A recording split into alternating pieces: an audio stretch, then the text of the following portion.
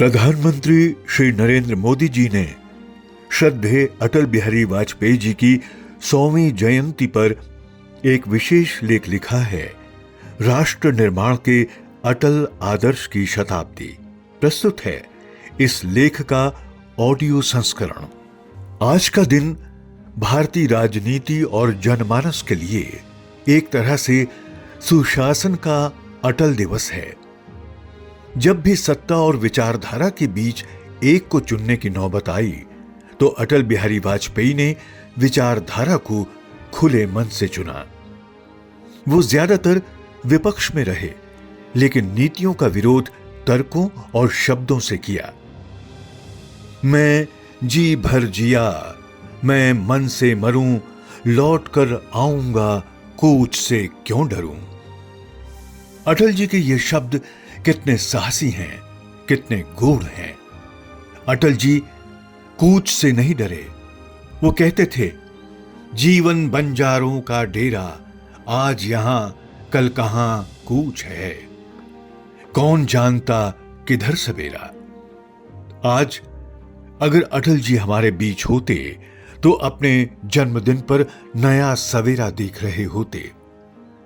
मैं वो दिन नहीं भूलता जब उन्होंने मुझे पास बुलाकर अंकवार में भर लिया था और जोर से पीठ पर धौल जमा दी थी। वो स्नेह, अपनत्व और प्रेम मेरे जीवन का बहुत बड़ा सौभाग्य रहा है। आज 25 दिसंबर का यह दिन भारतीय राजनीति और भारतीय जनमानस के लिए एक तरह से सुशासन का अटल दिवस है। आज पूरा देश अपने भारत रत्न अटल को उस आदर्श विभूति के रूप में याद कर रहा है, जिन्होंने अपनी सौम्यता, सहजता और सहृदयता से करोड़ों भारतीयों के मन में जगह बनाई। 1998 के जिस काल में उन्होंने प्रधानमंत्री पद संभाला, उस दौर में पूरा देश राजनीतिक अस्थिरता से घिरा हुआ था। 9 साल में देश ने 4 बार लोकसभा के चुनाव देखे थे। लोगों को शंका थी कि यह सरकार भी उनकी उम्मीदों को पूरा नहीं कर पाएगी। ऐसे समय में एक सामान्य परिवार से आने वाले अटल जी ने देश को स्थिरता और सुशासन का मॉडल दिया, भारत को नव विकास की गारंटी दी। वो भविष्य के भारत के परिकल्पना पुरुष थे। उनकी सरकार ने देश को सूचना प्रौद्योगिकी और दूरसंचार की दुनिया में तेजी से आगे बढ़ाया। उनके शासनकाल में ही एनडीए ने टेक्नोलॉजी को आम आदमी की पहुंच तक लाने का काम शुरू किया। वाजपेयी जी की सरकार में शुरू हुई जिस स्वर्णिम चतुर्भुज योजना ने भारत के महानगरों को एक सूत्र में जोड़ा, वो आज भी लोगों की स्मृतियों पर अमिट है। लोकल कनेक्टिविटी को बढ़ाने के लिए भी एनडीए गठबंधन की सरकार ने प्रधानमंत्री ग्राम सड़क योजना जैसे कार्यक्रम शुरू किए। उनके शासनकाल में दिल्ली मेट्रो शुरू हुई, जिसका विस्तार आज हमारी सरकार एक वर्ल्ड क्लास इंफ्रास्ट्रक्चर प्रोजेक्ट के रूप में कर रही है। जब भी सर्व शिक्षा अभियान की बात होती है तो अटल जी की सरकार का जिक्र जरूर होता है। शिक्षा को सर्वोच्च प्राथमिकता मानने वाले वाजपेयी जी चाहते थे भारत के पिछड़े वर्ग यानी ओबीसी, एससी, एसटी, आदिवासी और महिला सभी के लिए शिक्षा सहज और सुलभ बने। देश को अब भी 11 मई 1998 का वो गौरव दिवस याद है जब एनडीए सरकार बनने के कुछ ही दिन बाद पोखरण में सफल परमाणु परीक्षण हुआ। इसे ऑपरेशन शक्ति का नाम दिया गया। इस परीक्षण के बाद दुनिया भर में भारत के वैज्ञानिकों को लेकर चर्चा होने लगी। इस बीच कई देशों ने खुलकर नाराजगी जताई, लेकिन तब की सरकार ने किसी दबाव की परवाह नहीं की।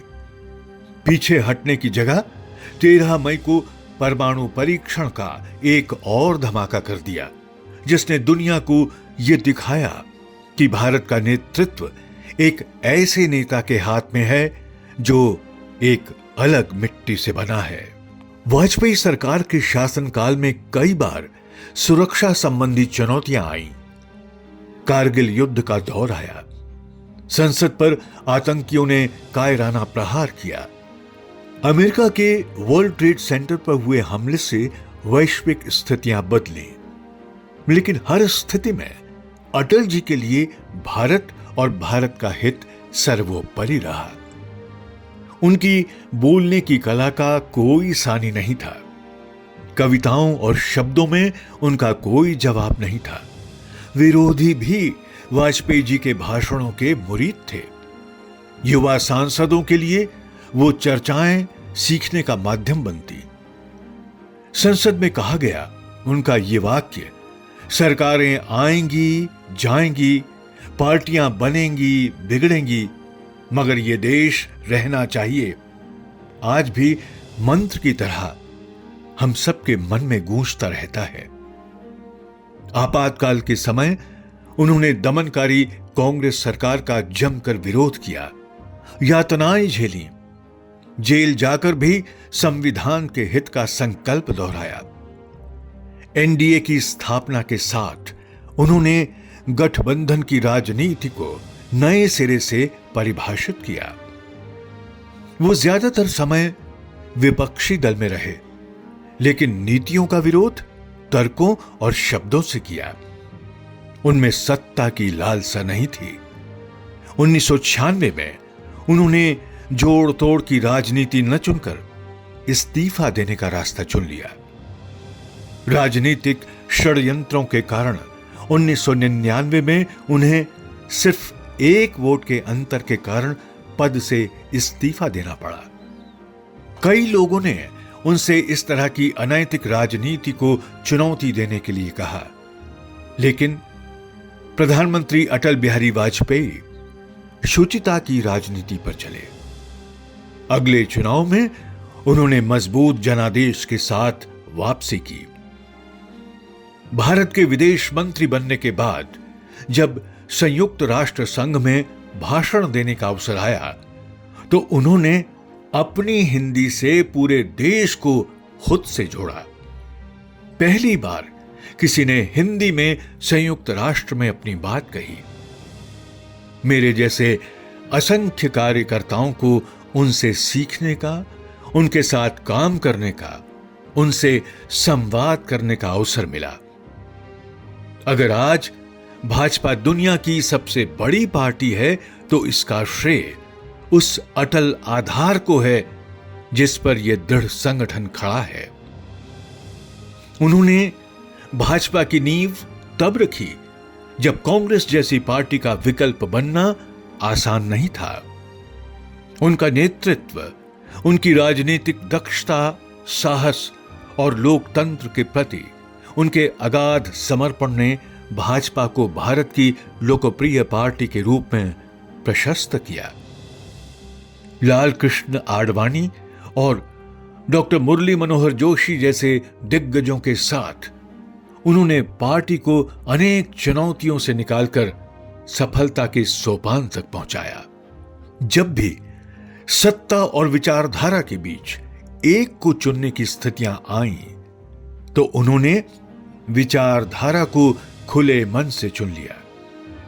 वो देश को यह समझाने में सफल हुए कि कांग्रेस के दृष्टिकोण से अलग एक वैकल्पिक वैश्विक दृष्टिकोण संभव है। ऐसा दृष्टिकोण वास्तव में परिणाम दे सकता है। आज उनका रोपित बीज एक वट वृक्ष बनकर राष्ट्र सेवा की नव पीढ़ी को रच रहा है। अटल जी की 100वीं जयंती भारत में सुशासन के एक राष्ट्र पुरुष की जयंती है। आइए हम सब इस अवसर पर उनके सपनों को साकार करने के लिए मिलकर काम करें। उनके सिखाए सिद्धांत भारत को नव प्रगति और समृद्धि के पथ पर प्रशस्त करने की प्रेरणा देते रहेंगे।